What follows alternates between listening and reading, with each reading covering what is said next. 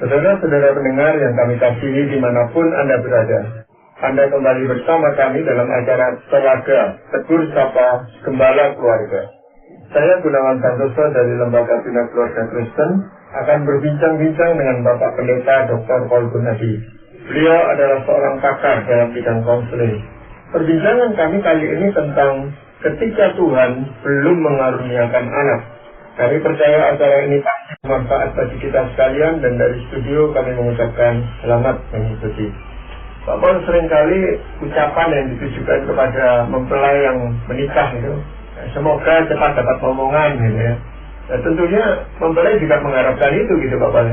Tetapi seiring dengan berjalannya waktu, ditunggu-tunggu ternyata juga ada muncul-muncul anak yang didamba-dambakan ini. Ini lalu apa dampaknya kepada mempelai dan juga mungkin keluarganya?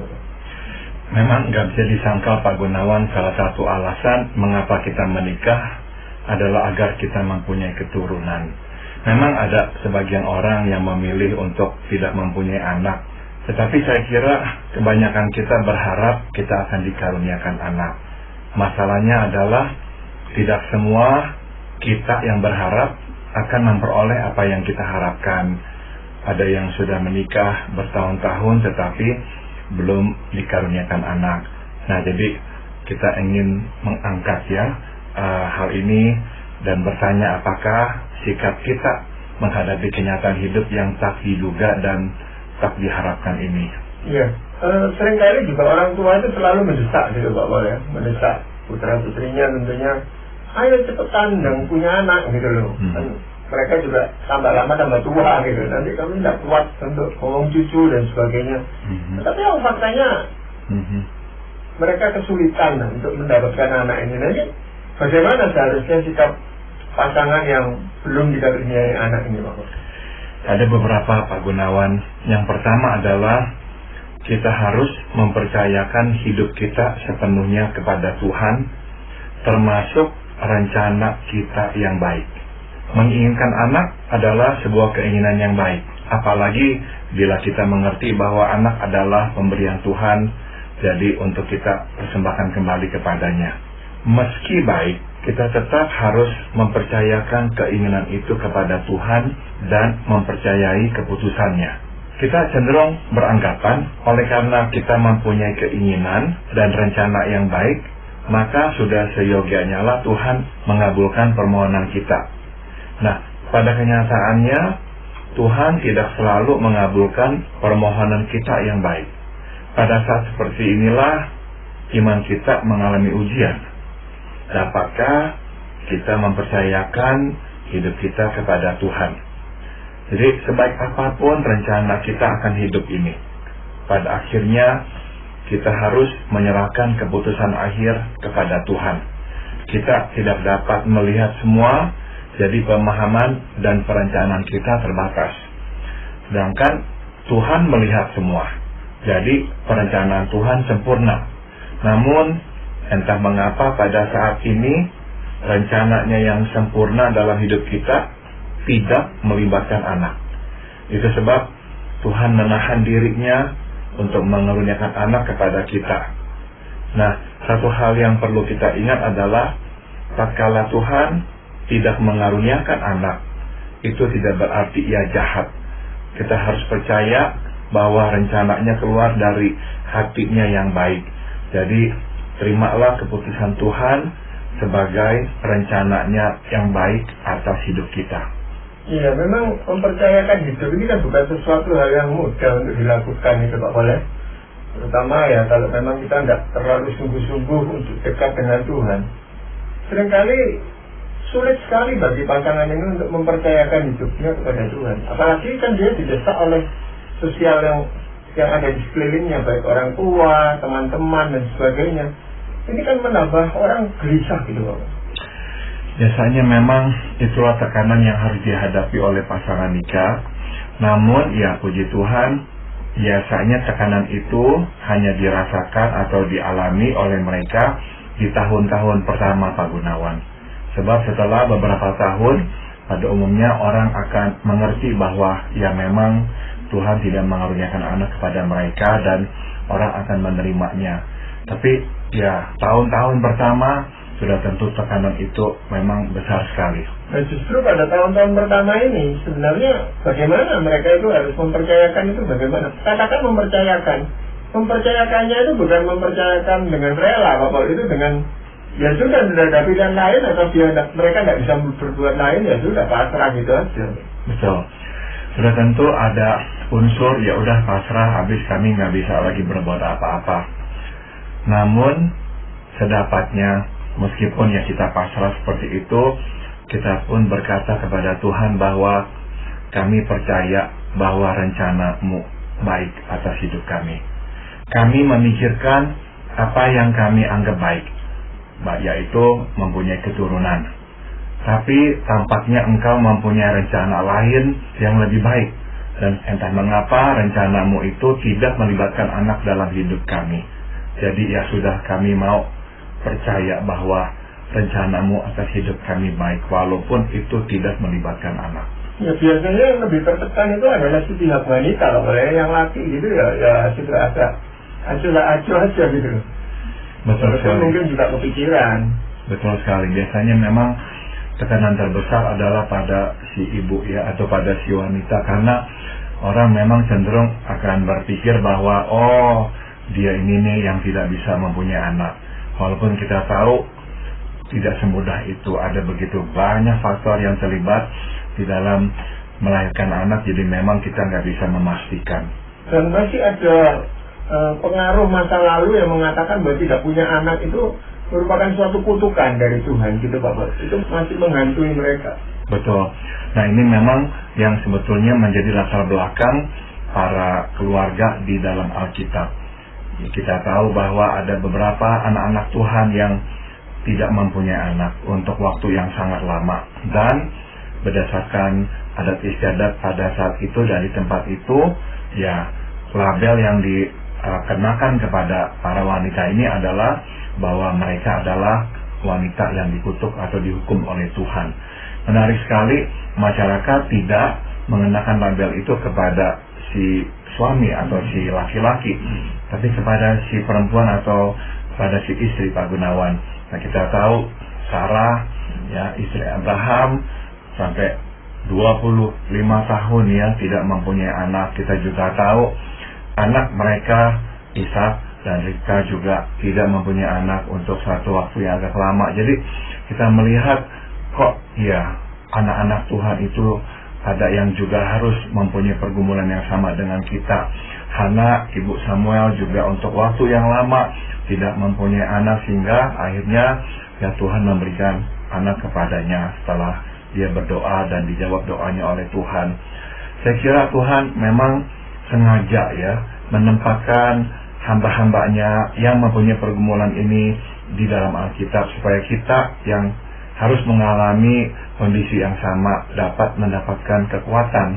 Sebab kita tahu bahwa mereka bukanlah orang yang dikutuk Tuhan. Tuhan sayang kepada Hana, Tuhan sayang kepada Sarah, tidak ada yang Tuhan kutuk. Nah jadi kita tahu bahwa Tuhan tidak menghukum, apalagi mengutuk kita. Ya, kesimpulan itu ditarik karena mungkin anak itu kan dianggap berkat dari Tuhan. Jadi kalau tidak punya anak ya tidak mendapat berkat karena dikutuk oleh Tuhan. Mungkin konsep berpikirnya itu sederhana itu. Betul sekali Pak Gunawan. Nah tapi yang perlu kita pahami adalah bahwa Tuhan memberikan berkat lewat berbagai cara dan dalam berbagai bentuk. Satu dari sekian banyak bentuk dan cara Tuhan memberkati adalah anak, itu betul. Tapi bukan satu-satunya cara dan satu-satunya bentuk berkat Tuhan. Ada banyak hal lain yang dapat Tuhan limpahkan kepada kita yang adalah berkat darinya. Ya mungkin pandangan orang yang belum dikaruniai anak ini bukan menganggap bahwa Tuhan itu jahat, tetapi lebih condong pada Tuhan itu pilih kasih gitu loh Pak. Kenapa kepada pasangan yang lain dikaruniakan anak, kepada saya tidak gitu. Jadi ini seolah-olah Tuhan itu pilih-pilih gitu Pak. Bisa juga selain dari pilih kasih Pak Gunawan, ada orang yang mungkin berkata Tuhan gak adil. Dalam pengertian, kenapa saya yang sudah hidup taat kepada Tuhan, melayani Tuhan dengan sepenuh hati dan rela mengorbankan begitu banyak untuk Tuhan, kok Tuhan nggak mempedulikan, nggak mendengar doa saya, kok rasanya Tuhan nggak adil, orang lain yang nggak bekerja sekeras saya melayani Tuhan, kok diberikan anak dengan begitu mudahnya. Jadi perasaan-perasaan seperti itu memang mudah sekali muncul, Pak Gunawan. Namun yang kita ingin mendorong para pendengar kita untuk menumpukan iman pada satu fakta, yaitu bahwa rencana Tuhan baik karena keluar dari hatinya yang baik. Nah, selain mempercayakan diri kepada Tuhan, Pak Pol, apakah ada hal lain yang bisa dilakukan? Kedua, kita mesti melihat hidup tanpa anak sebagai rencana Tuhan yang utuh, bukan sebagai suatu kesalahan atau kekurangan. Ya, seringkali kita berpikir bahwa pernikahan tanpa anak adalah suatu kesalahan atau kekurangan, sebagai sesuatu yang tidak lengkap. Pemikiran ini keliru sebab Tuhan tidak pernah menetapkan bahwa pernikahan haruslah membuahkan anak. Bahkan di dalam firman Tuhan tidak ada janji bahwa Tuhan akan mengaruniakan anak. Pernikahan yang tidak dikaruniakan anak adalah suatu kehidupan yang utuh, sama utuhnya dengan pernikahan yang dikaruniakan anak. Memang pada umumnya orang beranggapan bahwa pernikahan belumlah lengkap, belumlah utuh jika belum dikaruniakan anak. Itu sebab seringkali orang menanyakan kepada kita yang belum dikaruniakan anak, kapankah kita akan mempunyai anak? Sudah tentu pertanyaan itu dapat menambahkan tekanan kepada kita, sebab kita tidak bisa memastikan kapankah atau apakah kita akan dikaruniakan anak. Nah, kendati tertekan, ingatlah bahwa di mata Tuhan pernikahan kita sudah lengkap dan tidak ada yang salah. Selama Tuhan memberkati pernikahan kita dengan kasih, itu sudah cukup, tidak ada yang kurang. Kasih dalam pernikahan, itulah yang membuat pernikahan kita utuh dan lengkap, bukan kehadiran anak. Iya. Tetapi kan firman Tuhan itu mengatakan beranak cuculah gitu, Pak Pol. Ya ini kan dianggapnya sebagai perintah dari Tuhan, sehingga kalau mereka tidak belum dikaruniai anak, mereka itu merasa seolah-olah belum melaksanakan firman Tuhan beranak cuculah itu bagaimana ya, Pak Pol? Itu adalah mandat yang Tuhan berikan ya kepada Adam dan Hawa dalam penciptaan. Sebab memang maksud Tuhan adalah agar manusia memenuhi bumi. Ya, Tuhan menciptakan manusia bukan untuk hanya tinggal di satu lokasi, yaitu pada saat itu di Taman Eden, tapi juga untuk nantinya menyebar dan memenuhi bumi ini. Nah, dalam rangka itulah Tuhan berkata beranak cuculah. Jadi itu bukanlah sebuah janji bahwa kalau engkau menikah maka aku pasti akan memberikan keturunan kepadamu. Tidak, itu tidak ada tercantum di dalam Alkitab. Jadi mandat itu bukanlah sebuah janji dan juga bukanlah sebuah perintah untuk setiap orang. Itu adalah sebuah mandat yang diberikan kepada Adam dan Hawa supaya nanti manusia memenuhi bumi ini. Ya, tetapi juga ketika bangsa Israel itu keluar dari Mesir dan sebagainya, itu kan juga tetap diperintahkan oleh Tuhan supaya mereka itu beranak cucu di sana gitu, Pak Pol. Nah, memang waktu orang-orang Israel itu ditawan, ya ada yang ke Babel, ada yang juga ke Assyria. Nah, lewat nabi seperti Yeremia, nah Tuhan memang mengatakan hal seperti itu dalam pengertian Tuhan tahu bahwa mereka akan di sana untuk waktu yang lama. Jadi jangan berharap mereka akan segera pulang ke tanah air mereka, yaitu di Israel. Jadi Tuhan berkata, ya udah, selama kamu di sana, tancapkanlah akar. Ya udah, tinggallah di sana, bangunlah rumah, berusahalah, beranak cuculah, sebab engkau akan tinggal di sana bukan untuk waktu yang singkat, tapi untuk waktu yang lama.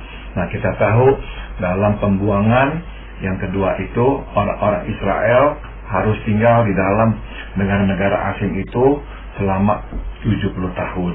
Jadi memang waktu yang panjang itu adalah satu generasi.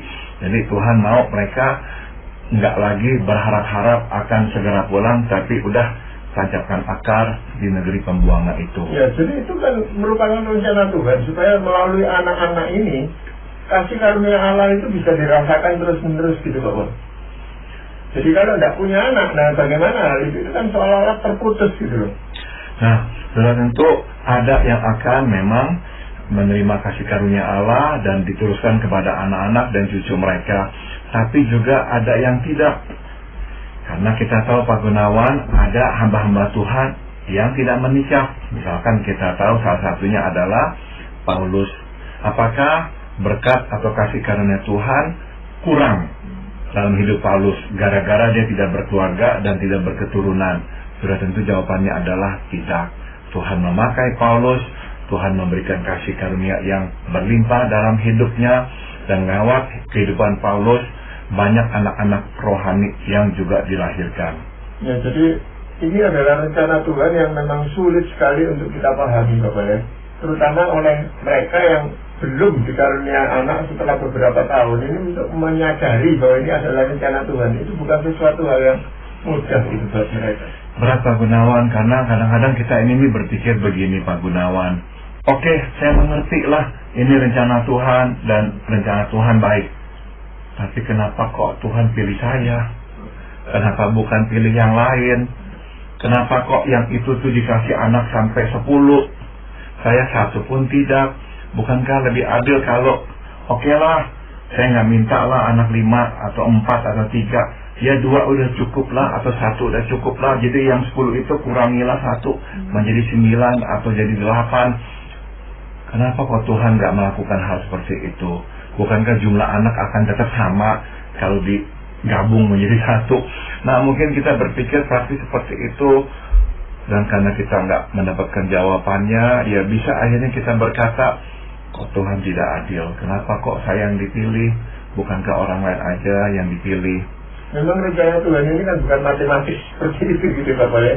Ya. Nah, apakah ada hal lain yang ketiga mungkin yang bisa kita sarankan?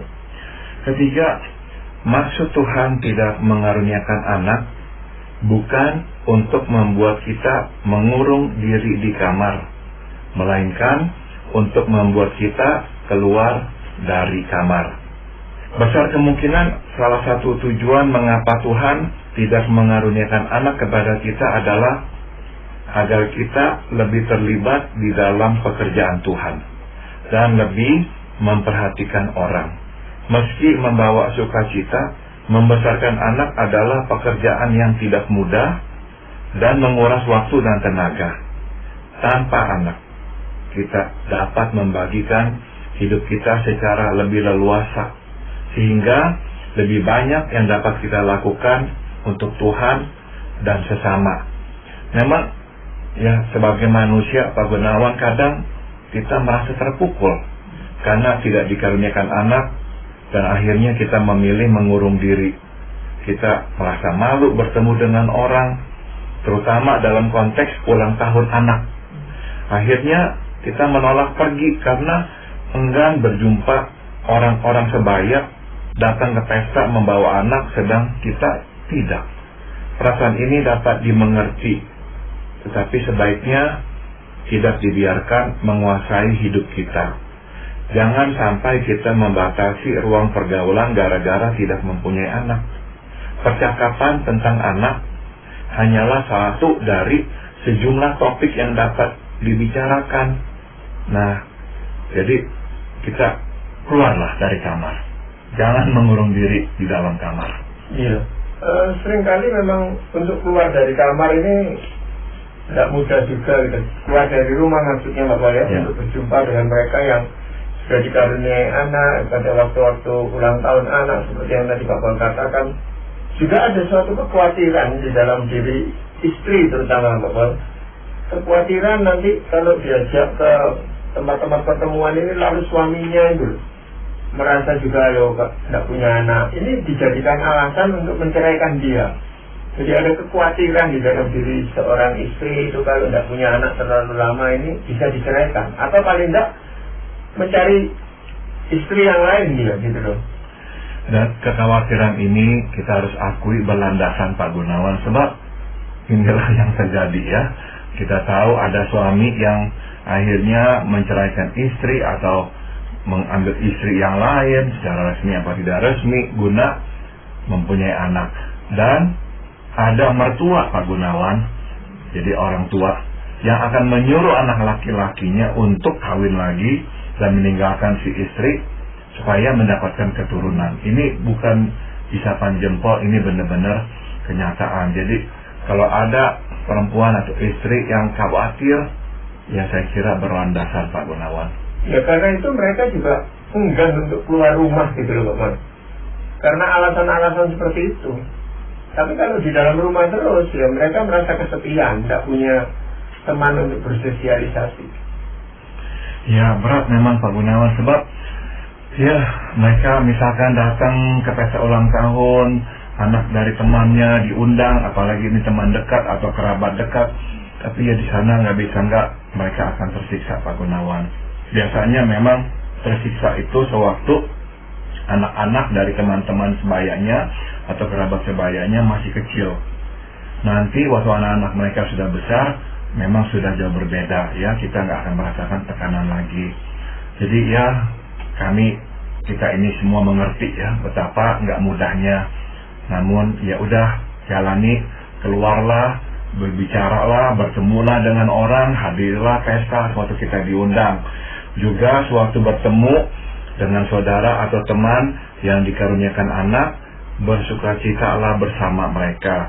Tunjukkan bahwa kita senang dan tidak iri atas berkat Tuhan yang diterimanya.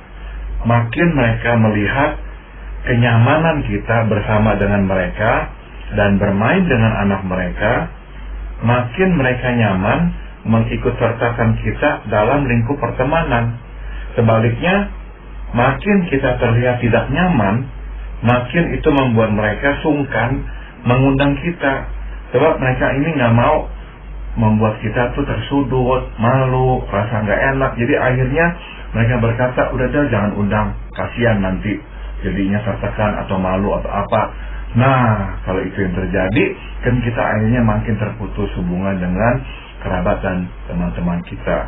Jadi ya tunjukkan kita bisa bersukacita dengan mereka, kita bisa bermain dengan anak mereka, sehingga ya kita tetap akan menjadi bagian dari persahabatan itu. Ya, tapi itu pun masih seringkali juga disalahartikan gitu Pak Pol. Seolah kita itu hanya pura-pura saja senang, padahal di dalam hatinya menangis gitu.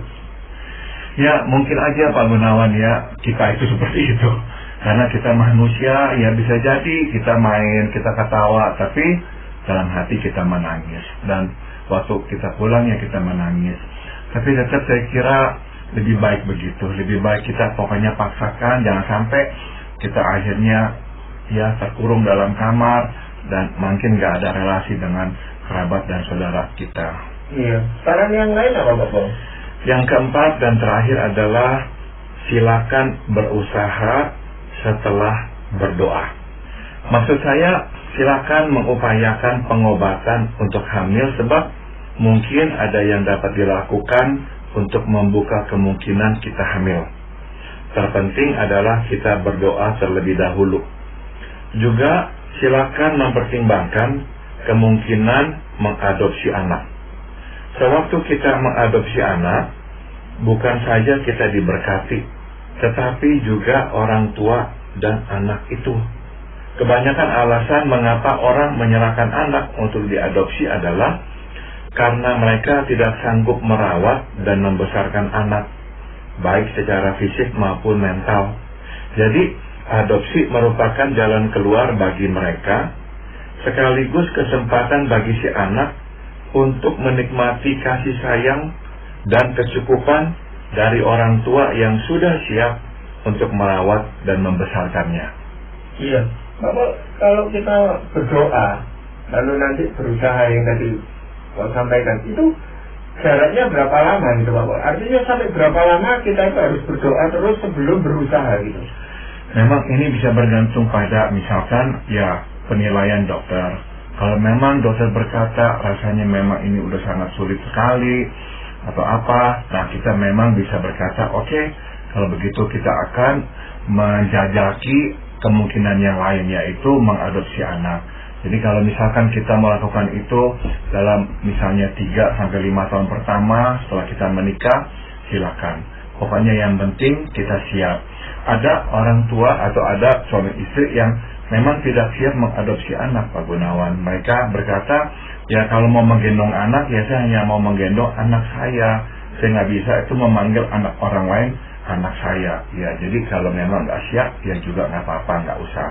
Iya, karena juga faktor usia itu penting gitu Bapak ya. Kalau mereka menikah sudah agak lanjut usianya, itu lalu masih menunda terlalu lama lagi, kan nanti mereka nggak kuat gitu loh. Untuk mengasuh anak ini kan berat juga gitu. Betul sekali. Jadi memang jangan tunggu terlalu lama ya. Jadi biasanya pada awal-awal itu langsung memeriksakan kondisi kesehatan mereka masing-masing. Ya. Gitu. Kalau memang nggak ada apa-apa ya mereka masih menunggu. Ya. Tapi kalau memang sejak awal sudah divonis ada masalah di sana, nah mereka mencari alternatif yang lain. Betul.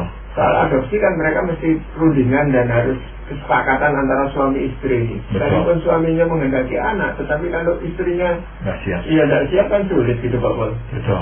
Iya. Jadi ini bagaimana Pak? Ada bagian yang lain yang ingin Pak Pol sampaikan? Saya hanya akan membagikan firman Tuhan yang diambil dari Mazmur 126 ayat 5. Orang yang menabur dengan mencucurkan air mata akan menuai dengan bersorak-sorai. Orang yang menabur dengan mencucurkan air mata akan menuai dengan bersorak-sorai. Jika kita terus hidup untuk Tuhan dan sesama dan bekerja dengan giat bagi Tuhan, kita akan menuai berkat dan sukacita dengan atau tanpa anak. Jadi bagaimana dengan pasangan-pasangan yang dengan sengaja memilih untuk tidak punya anak gitu Bapak? Karena ada pekerjaan atau apa, kan ada perasaan berdosa di dalam diri mereka. Tapi apakah itu berdosa gitu Bapak? Saya kok nggak melihatnya sebagai berdosa, sebab memang ya mereka belum siap, dan daripada mereka mempunyai anak dalam ketidaksiapan, ya lebih baik ya mereka sementara ini tidak dulu. Iya. Baik Bapak, terima kasih untuk perbincangan kali ini. Dan para pendengar sekalian, terima kasih Anda telah mengikuti perbincangan kami dengan Bapak Pendeta Dr. Paul Gunadi dalam acara Telaga, Tegur Sapa Gembala Keluarga.